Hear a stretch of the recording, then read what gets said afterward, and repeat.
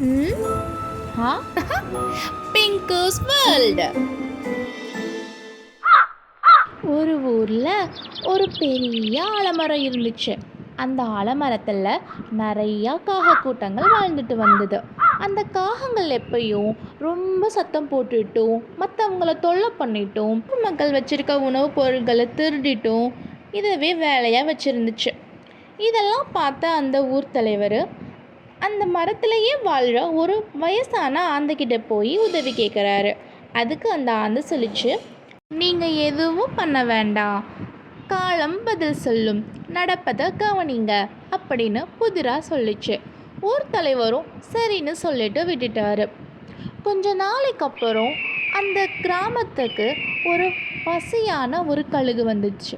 இந்த காகங்கள் எப்பயும் சத்தம் போட்டுட்டும் தனக்குள்ளே சண்டை போட்டுட்டும் இருக்கிறத பார்த்துச்சு. அந்த கழுகு இதுதான் நல்ல நேரம் அப்படின்னு சொல்லிட்டு அந்த காகங்களை வேட்டையாடுறதுக்கு முடிவு பண்ணிச்சு. ஒவ்வொரு நாளும் ஒவ்வொரு காகங்களை வேட்டையாடிச்சு. அந்த காகங்களோட எண்ணிக்கையும் கம்மியாக ஆரம்பிச்சுது. ஆனால் இதை எதையுமே அந்த காகங்கள் வந்துட்டு கவனிக்கலை. தனக்குள்ளே சண்டை போடுறதுலே தான் அதுக்கு மும்முரமாக இருந்துச்சு. கொஞ்ச நாள்லையே 2, 3ன்னு காகங்கள்லாம் அந்த கழுகு வேட்டையாட ஆரம்பிச்சுது.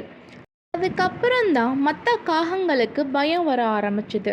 அந்த காகங்கள் உடனே அந்த மரத்தில் வாழ்கிற அந்த வயசான ஆந்தைக்கிட்ட போய் உதவி கேட்டுச்சு. அதுக்கு அந்த ஆந்தை சொல்லிச்சு, நீங்கள் ஒற்றுமையாக இல்லாதது தான் உங்கள் அழிவுக்கு இப்போ காரணமாக இருக்குது. நீங்கள் கவனக்குறைவாலையும் உங்களுக்குள்ளே நீங்கள் சண்டை போட்டுட்டு இருந்தனாலையும் நீங்கள் மற்ற காகங்களை இழந்துட்டீங்க. இதுக்கப்புறமும் நீங்கள் இப்படி சண்டை போட்டுட்டும் மற்றவங்களுக்கு தொல்லை கொடுத்துட்டும் இருந்தீங்கன்னா உங்கள் அழிவை நீங்களே தேடிப்பீங்க அப்படின்னு அந்த ஆந்தை சொல்லிச்சு. மறுநாள் அந்த கழுகு மற்ற காகங்களை வேட்டையாடுவதற்காக அந்த கிராமத்துக்கு வந்துச்சு. ஆனால் இந்த முறை காகங்கள் எல்லாம் ஒன்று சேர்ந்து அந்த கழுகை நல்லா அடித்து துரத்திட்டாங்க.